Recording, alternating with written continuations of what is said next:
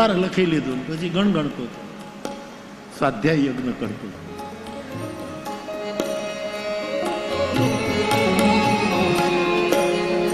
હોય ગળામાં ક્રોસ ક્યાંક, હોય ગળામાં ક્રોસ ક્યાંક ને ક્યાંક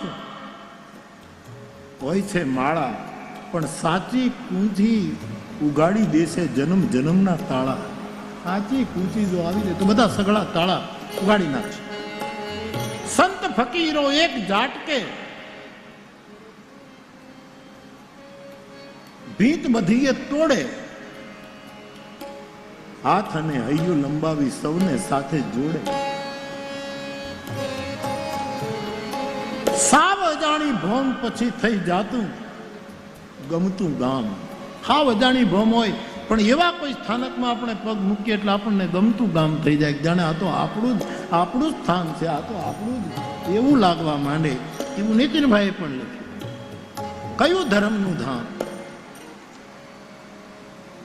જ્યાં બેઠો બેઠો કોઈ સાધુ નિરંતર સ્વદર્શન કરતો.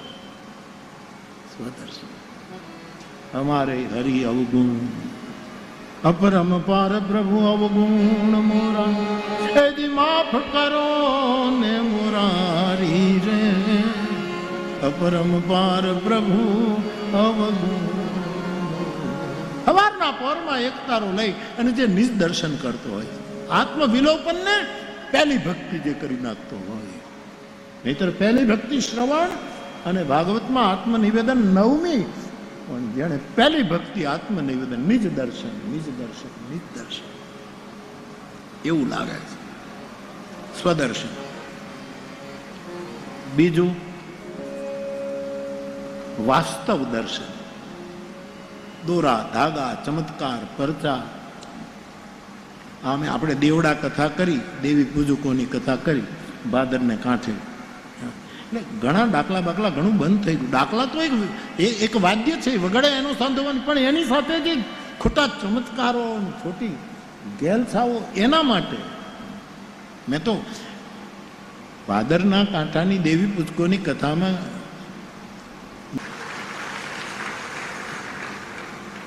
કીડિયારા પૂરવા નીકળ્યો છું સાહેબ, મારા પારેવાને ચણ નાખવા નીકળ્યો છું સાહેબ. અને કંઈક પરિણામ આવે છે, ન આવતું હોય તો આત્મનિવેદન, સ્વદર્શન અને વાસ્તવિક દર્શન.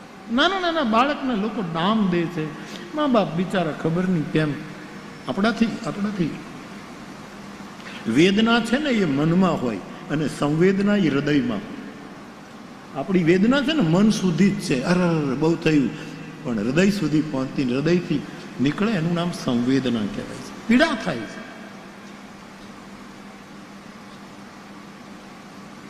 સાધુ સાક્ષાત્કાર કરે, ચમત્કાર ન કરે, સાક્ષાત્કાર કરે. તો નિજ દર્શન, વાસ્તવ દર્શન જેમ છે એમ. ત્રીજું સાધુ ક્રાંતદર્શી હોય છે. જેટલા કબીર, આ બધા મહાપુરુષોને આપણે આખી પરંપરા લો, સંતોની, આ બધા ક્રાંતદર્શી મહાપુરુષો છે. આ બધા મહાપુરુષોના ચરિત્રોને અનુભવીને બોલી રહ્યો છું, સાંભળીને બોલી રહ્યો છું, ક્યાંક ગ્રંથમાં અવલોકન કર્યું હોય એને લઈને, અમારા સાધુઓની સમાધિઓના દર્શન કરીને બોલી રહ્યો. સાધુ એ છે જે ક્રાંતદર્શી છે. સાધુ આર્ષદર્શી છે, આર્ષદ્રષ્ટા હોય છે સાધુ. ક્રાંતદ્રષ્ટા, આર્ષદ્રષ્ટા, વાસ્તવદર્શા અને નિજદર્શી. અને બીજું આખેરી પાંચમું લક્ષણ છે એ પ્રત્યક્ષદર્શી હોય છે. પ્રત્યક્ષ. ભાઈ મને આને માઇક્રોફોન જ કહેવાય. આને એક મિનિટ હો, અને કોની સાથે હરખાવું?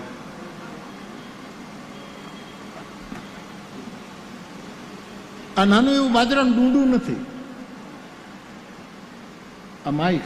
માઇકને માઇક જ કહેવાય, પ્રત્યક્ષદર્શી. આ જ ખોટા કોઈના વખાણ ન કરાય. જેનું આખું જીવતર હાવ ખબર નહીં. એની પાસેથી કાંઈક મેળવવા માટે ખોટા વખાણે ન કરાય. સાધુ પ્રત્યક્ષદર્શી, હા વિવેકથી બોલે, પ્રિય વાણીમાં બોલે, પણ હામાને કહી દે.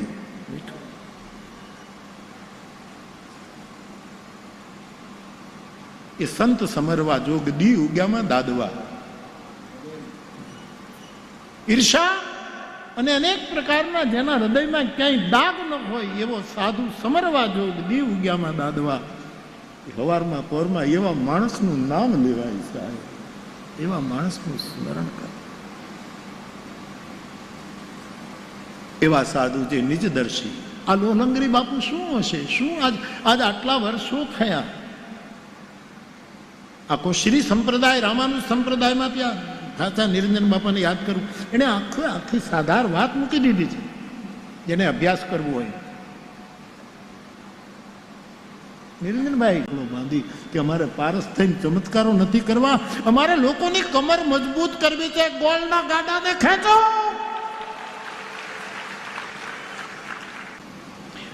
સીતારામ બાપુ આ કથાથી સમાજ તો રાજી થયો જ ને. હું તો બધા કરતા રાજી છું. મારો તો 24 કલાકનો એક પ્રોગ્રામ છે, રાજી રહેવું.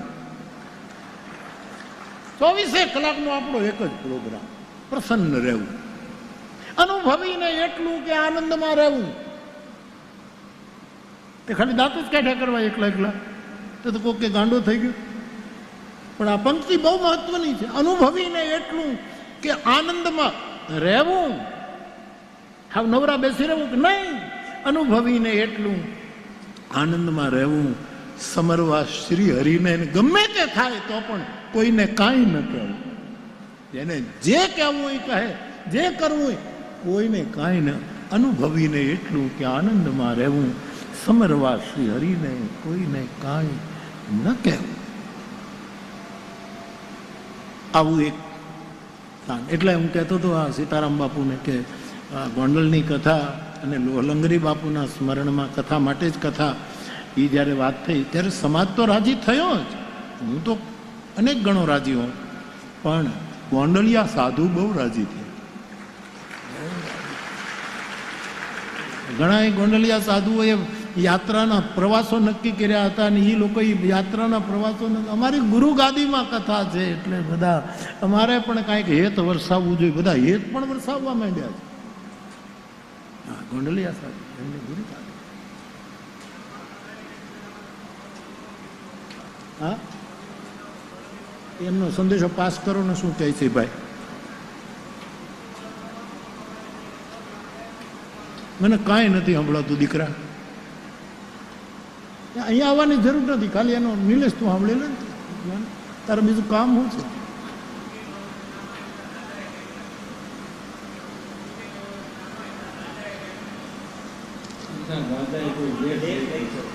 લેખ લખ્યો બગસરા બાપુએ.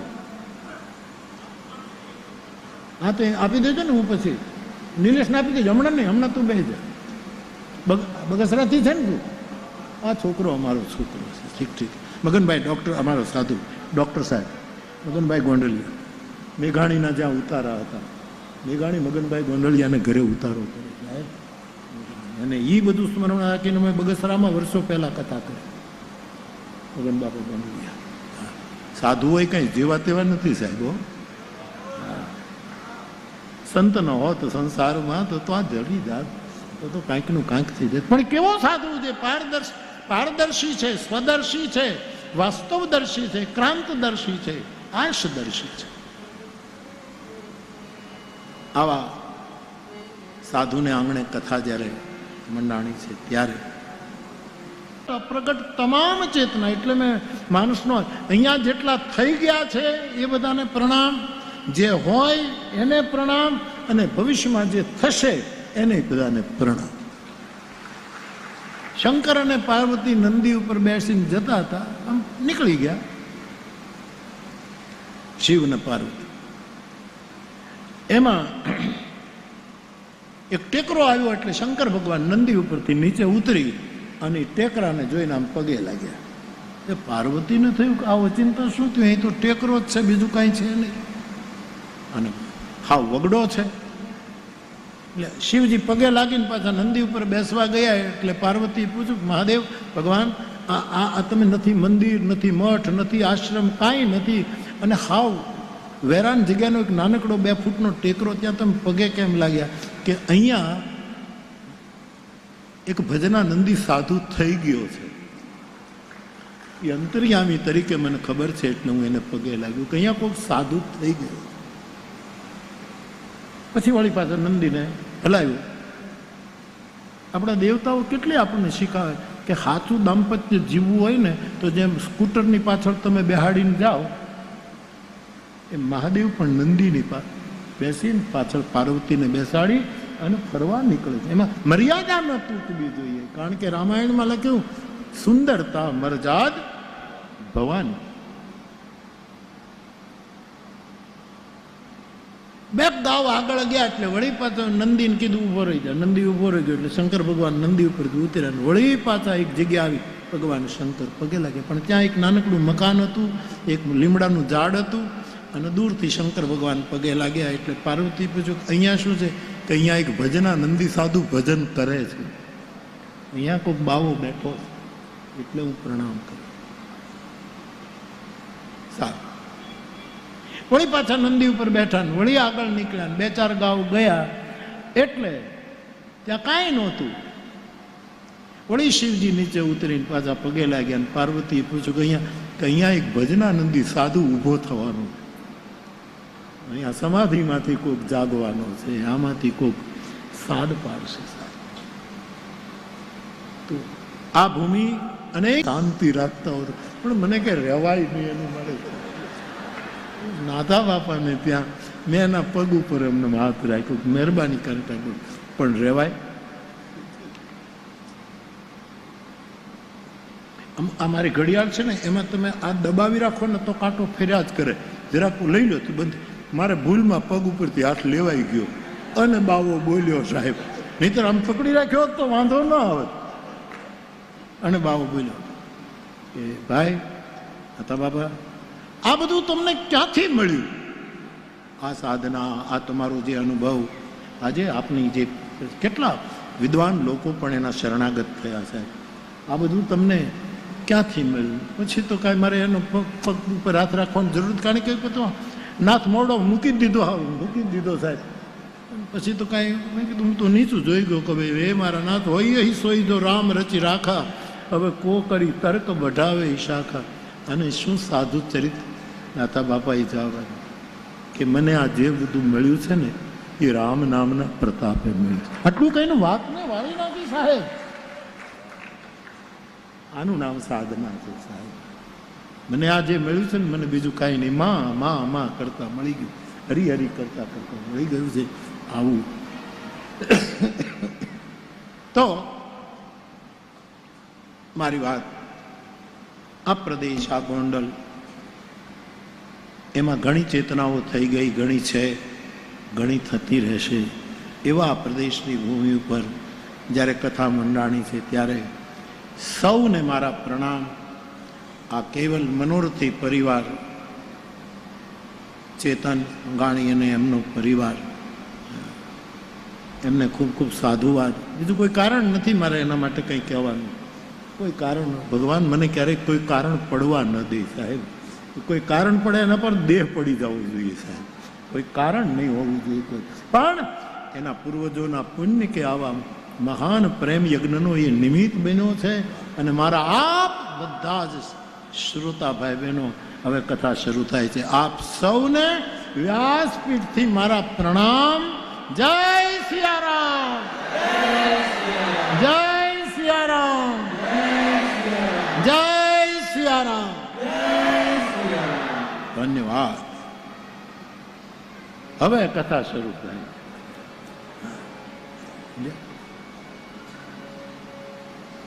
માણસ આમ રન લે ને ધીરે ધીરે, પછી એની મૂળ સ્પીડમાં આવે. એટલે હવે રનવે પૂરો થાય છે, ટેક ઓફની તૈયારી છે. એના પહેલા ફરી એક વખત માનસ રામકથાની ચોપાઈઓનું ગાયન.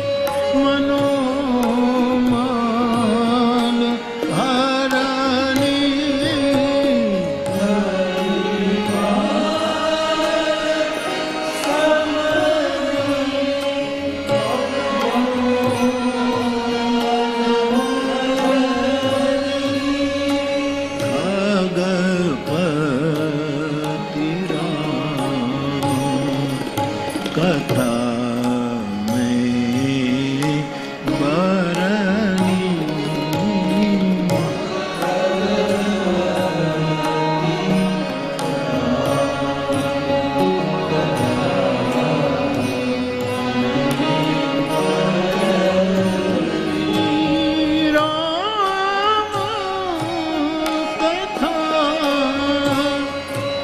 गिरिजा में बरनी।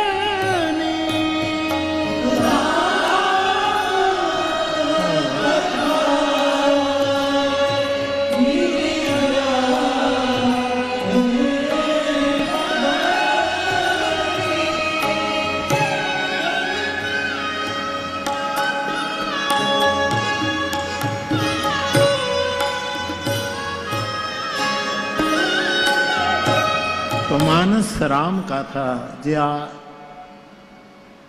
अनेक रामायणों थे, कोटि रामायण, शतकोटि रामायण, सौने पोतपोतानी रामायण।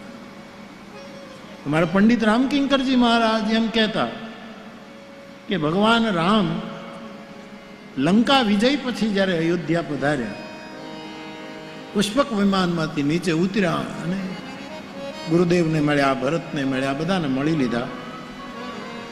અને ભગવાને જ્યારે જોયું કે અયોધ્યાની જનતા 14 વર્ષની વિયોગી જનતા,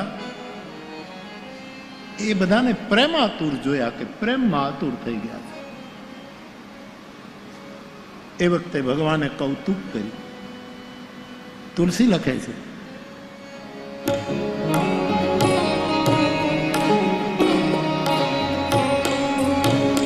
प्रेमातुर सब लोग निहार, कौतुक की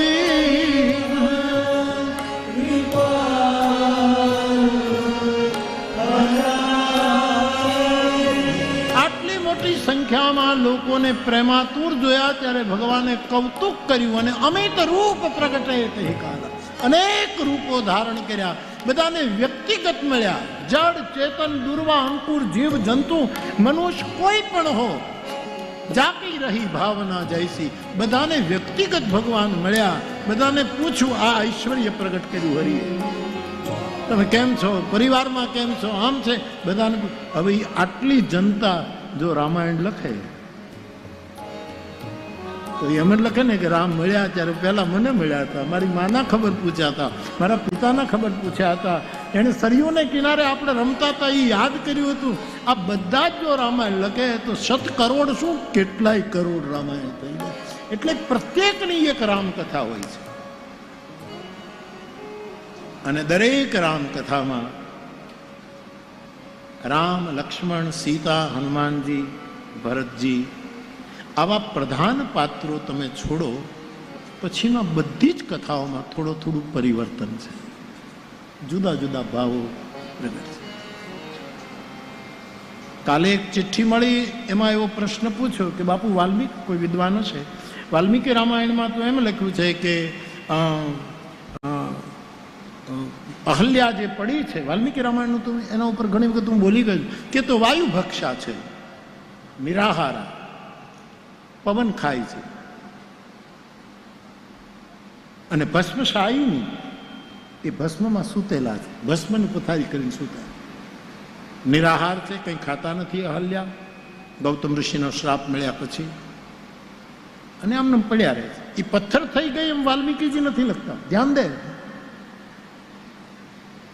ભોજન નથી કરતી અને ખાય છે તો જીવવા માટે ખાલી વાયુનું ભક્ષણ કરે છે, વાયુ ભક્ષ બની છે. નિરાહાર છે આ શબ્દ ખાસ વાલ્મીકીમાં છે. અને ભસ્મશાયીની, ભસ્મને ઓઢીને ભસ્મની પથારીમાં એ સૂતા, એટલે એ પથ્થર થઈ ગયા છે એવું નથી લખ્યું. આપણે ત્યાં શીલામાંથી અહલ્યા થઈ, અથવા તો અહલ્યાની શીલા થઈ ગઈ અને પાછી શીલામાંથી અહલ્યા થઈ, આ બહુ જ પ્રચલિત છે. તો પછી આ શીલા થઈ ગઈ, પથ્થર થઈ ગઈ, એ ક્યાં રામાયણમાંથી આવ્યું? યદ્યપિ તુલસી લખે છે ઉપલ દેહ ધરી ધીર, ઉપલનો અર્થ પથ્થર થાય, ઉપલ એટલે પથ્થર. હવે એ પાછું તમે ભગવદ્ ગોમંડળમાં જાઓ તો કેટલાય અર્થો પાછા નીકળશે. ઉપલ ઉપલ ઉપલા એટલે તો છાણા પણ થાય. તમે ઉત્તર પ્રદેશ બિહારમાં જાઓ તો ઉપલા એટલે છાણા, અડાયા છાણા અથવા તો થાપેલા છાણા.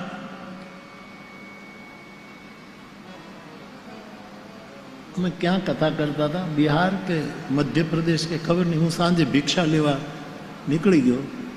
3-4 અમે એક ગાડીમાં જતા. એક ભાઈનું મકાન હતું ખેતરમાં, અને ભાઈ તો એ ખબર નહીં અમે શું કામ ગયા, એ જ મને પછી વિચાર આવ્યો. પહેલો વિચાર કરવો જોઈએ. અમે ગયા નહીં. એટલો કડક સ્વભાવનો માણસ. 2-3 વખત દરવાજો ખટખટાવ્યો તો એ ખોલ્યો નહીં. પછી બહાર આવ્યો એટલે એટલો બધો ગુસ્સામાં આવ્યો, કોણ છો, કોણ હો?